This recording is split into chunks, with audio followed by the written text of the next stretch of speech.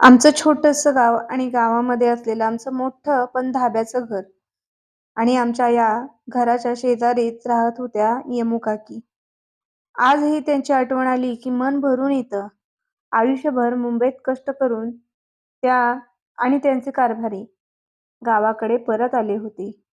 गावात त्यांनी छोटंसं टापटीप स्लॅबचं घर बांधलेलं होतं. त्यावेळी दुर्मिळच अशी स्लॅबची घरे गावाकडे पाहायला मिळायची आणि फार छान वाटायचं. आणि त्यातच एक घर होतं, ते आमच्या यमू काकीचं. त्यांचं प्रत्येक काम इतकं स्वच्छ, नीटनेटकं आणि शिस्तबद्ध असायचं, की संपूर्ण गाव त्यांचं कौतुक करायचं. यमू काकीच्या हातचं जेवण म्हणजे प्रेमाची चव. गरमागरम भाकरी, भाजी, पण प्रत्येक घास मन तृप्त करून जायचा.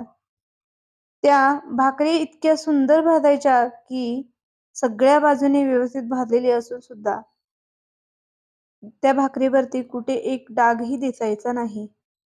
सोबत तोंडी लावायला भाजलेल्या शेंगा, काकडी किंवा हंगामी फळं त्या आवर्जून काकांच्या ताटात वाढायच्या. आपल्या कारभाऱ्यांची त्या अगदी आईसारखी मायेने काळजी घ्यायच्या.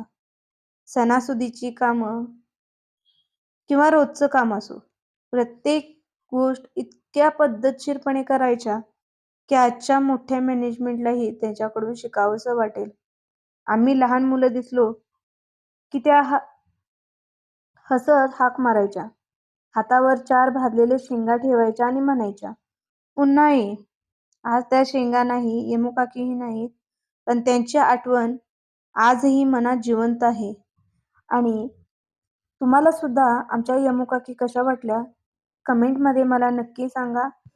आणि असे 90चे बालपणीतले किस्से जे का आपल्या रोजच्या आयुष्यामध्ये अनुभवलेले होते, ते ऐकायला तुम्हाला आवडत असेल, तर नक्की मला कमेंट करून सांगा. नमस्कार.